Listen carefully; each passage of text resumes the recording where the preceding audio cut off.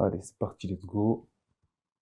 Mayotte, on est nombreux à dire qu'on vient d'ici. Mais si je te demande de raconter son histoire, est-ce que tu saurais la raconter? Je pense pas. C'est pour ça que dans cette série, je t'amène à la rencontre de l'histoire de Mayotte à travers ses différents villages. Et là, aujourd'hui, on commence par Dzaoudzi, là où tout a commencé. Tiens-toi prêt, prends tes popcorn, c'est parti, on y va. En fait, ça fait un moment que j'ai remarqué un truc, et je pense que c'est pas propre à nous, les Mahorais, en vrai. Je pense que c'est un peu toutes les communautés. On connaît les noms des villes et des villages, mais on sait pas forcément où ça se situe, on sait pas forcément qu'est-ce qui se passe là-bas. On connaît rien. On sait juste, ouais, où on peut manger les bonnes brochettes, là on sait par contre. Et les bons pilao, là on sait. Je m'inclus dedans, bien sûr. Hein. Je dis pas que les autres, vous savez pas, et moi je sais. Moi je sais pas non plus. Et c'est pour ça que là, pendant le ramadan, je me suis dit, je me pose et on va raconter les histoires de Mayotte à travers différents villages. Il faut voir le truc comme un voyage. Ça veut dire on part de Dzaoudzi.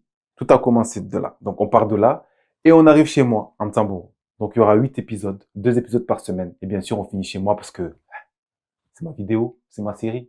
Donc, bien que je me donne un petit privilège quand même, les gars, non? J'ai le droit ou pas? Donc, j'espère que vous allez kiffer, que vous allez suivre ça, que ça va vous accompagner pendant tout le mois de Ramadan. On pense aussi à ceux qui sont tout seuls, qui font le Ramadan tout seuls. Si ça peut vous aider à être un petit peu accompagné, voilà, j'aurai accompli ma mission. Donc, voilà, c'est parti. Donc, comme je disais, pour commencer, il faut partir du point de départ. Donc, on part de Dzaoudzi. Dzaoudzi qui se situe en petite terre, bien sûr. Et je vous mets la localisation. Pendant très longtemps, le centre politique de Mayotte, c'était Dzaoudzi. Donc, bien avant Mamoudzou et les bâtiments administratifs qu'on connaît aujourd'hui, toutes les décisions politiques se prenaient ici à Dzaoudzi. Vous avez capté ou pas? Donc, en gros, pour faire le parallèle, si Mayotte était une série Netflix, eh ben, Dzaoudzi, ça serait clairement la saison 1.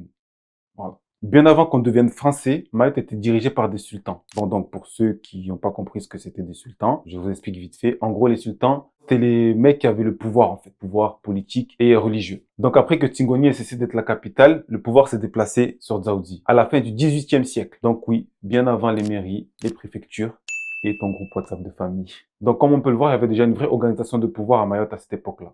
Et dans cette histoire, il y a un personnage essentiel, le sultan Andrian Tsoli. Ce qu'on ne sait pas toujours, c'est qu'il vient de Madagascar. Il a fui Madagascar après avoir perdu le pouvoir et il s'est réfugié à Mayotte et ensuite il est devenu sultan. À cette époque, Mayotte est très instable. Elle est menacée par des raids esclavagistes et des luttes de pouvoir régionales. Et du coup, comme l'île était en danger, Andrian Tsoli va prendre une décision cruciale pour Mayotte. Il va décider de se placer sous la protection française. En 1841, il signe un accord avec la France. Et en 1843, on devient officiellement un territoire français. Bon, Mayotte devient officiellement un territoire français. Du coup, tout ça se fait sur Dzaoudzi. Comme quoi, les décisions qui sont prises sur un petit bout de terre comme ça peuvent avoir des impacts sur des années et des années. Encore aujourd'hui, ben, on est français. Du coup, comme vous l'avez compris, aujourd'hui, Dzaoudzi n'est plus la capitale de Mayotte. Mais son rôle dans l'histoire de Mayotte est immense et indiscutable. Pour la petite anecdote, vous savez que pendant longtemps, quand j'étais plus petit, je pensais que Dzaoudzi c'était la capitale de Mayotte. En vrai de vrai. C'est juste après, en grandissant, voilà, je me suis renseigné et tout, mais quand j'étais plus petit, je pensais que c'était Dzaoudzi la capitale. Donc, comme quoi, ça a toujours,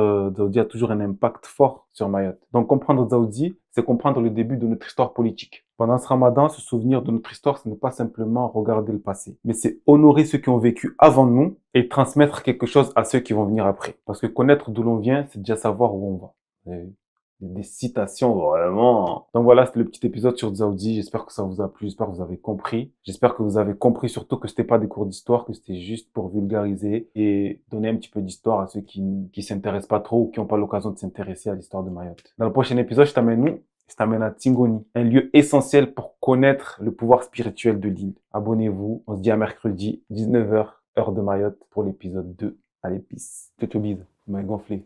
Ciao.